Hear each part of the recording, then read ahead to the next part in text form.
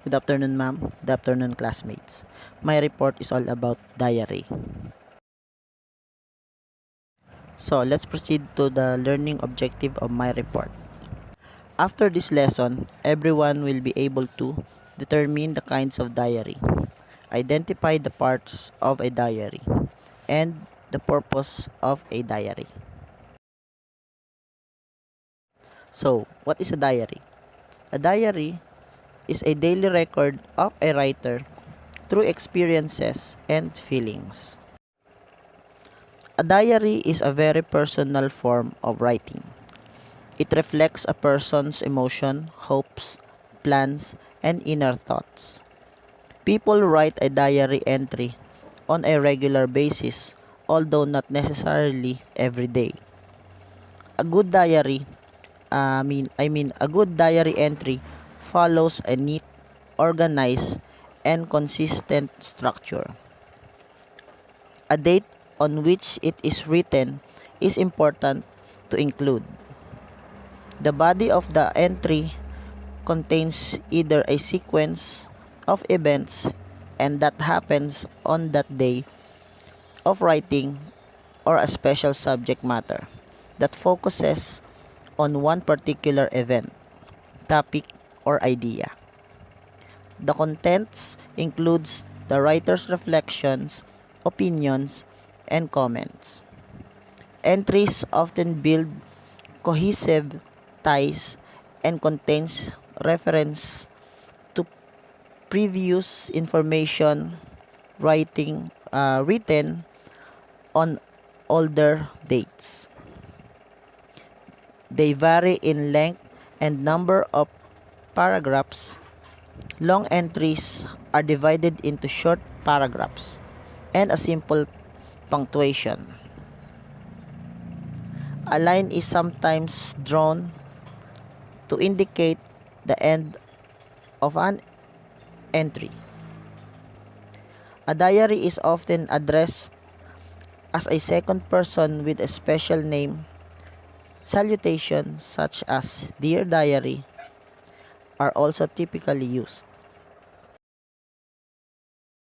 These are the parts of a diary. Number 1 is heading. In heading, we can see the date on which the diary entry is made. Next is the interface. Logical guess based on information from the text.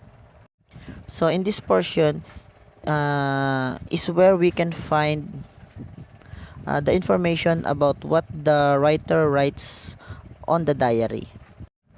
Next is the first person point of view, shown by the use of pronouns such as I and me, express the personal thoughts and feelings of the writer. So the first person point of view here is the one who is writing on the diary itself. Next is the simile. Comparison between two things that are basically unlike using like or as. Next is the ellipse. 3 dots at the end of a line used to indicate that material has been omitted. So the 3 dot marks represent the conclusion of the writings of the writer in the diary. So my example here is like a sweet sugar candy and a feathers in the wind who tickles my heart every time I see her. So we characterize that person as a sugar sweet candy and a feathers in the wind. Types of diaries. Number 1, academic diaries. An academic diary can take some the stress and hassle out of your life by making sure you manage your responsibilities for school better. An academic diary journal can be reflective and you can use the space to write about your feelings and thoughts on a particular topic you are studying. Academic diaries are also useful for managing time, keeping track of homework, and creating test studies guide. Next is the food diary. Food diaries are an excellent way to track what you are eating. Food or dietary diaries is a record of foods that you eat on a meal by meal, daily or weekly basis. You can include nutritional or other dietary information, organize and track foods by food groups, and so on. This lets you monitor what, when, and how often you eat, as well as where your nutrition needs lie. Health diary. A health diary is not just a list of medical readings and calories counts. It is a way of record feelings, goals, activities, surrounding events, and results for any particular area of health. So, like any diaries, it is private.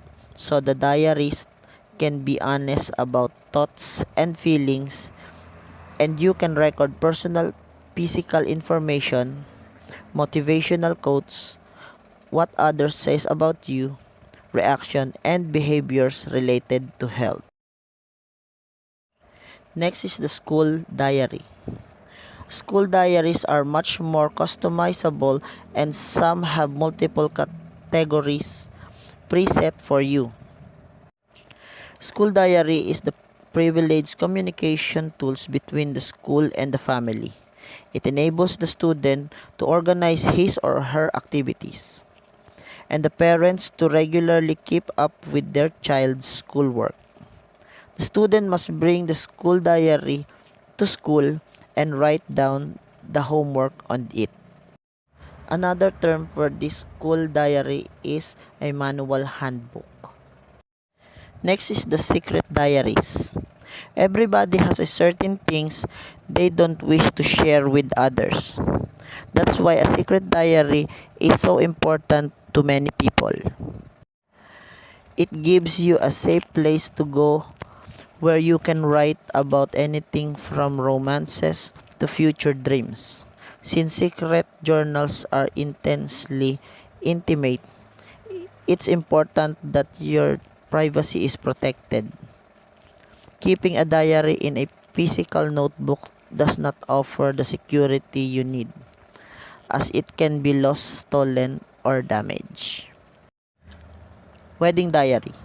There are so many moving parts involved in your big day that it is easy to lose sleep.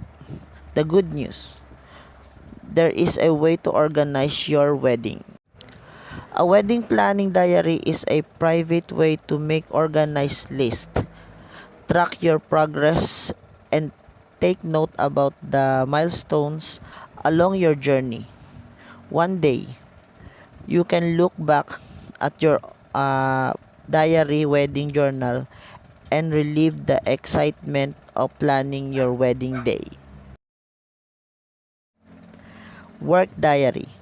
Write about your work experiences to reflect on your professional life to track your day-to-day work. Consider career opportunities, set milestones, and achieve your goals. A work experience journal is a great way to keep what we've learned, your experiences, and your skills organized. By writing down your day-to-day tasks, success, and failures, you will begin to compose a strong snapshot of what you have accomplished and new skills you have gained. And lastly, the electronic diary. Whatever your reasons for keeping a diary, you will surely appreciate the ease and convenience of an electronic diary. Electronic diaries are a way of keeping a copy of a diary on a computer. This allows the user to browse their appointments and mark appointments on electronic diary pages. The use of computers also includes flexibility into the format of diaries, presenting different views such as by year, months, or weeks. So that's all for my report. Thank you for listening and have a great day. Thank you.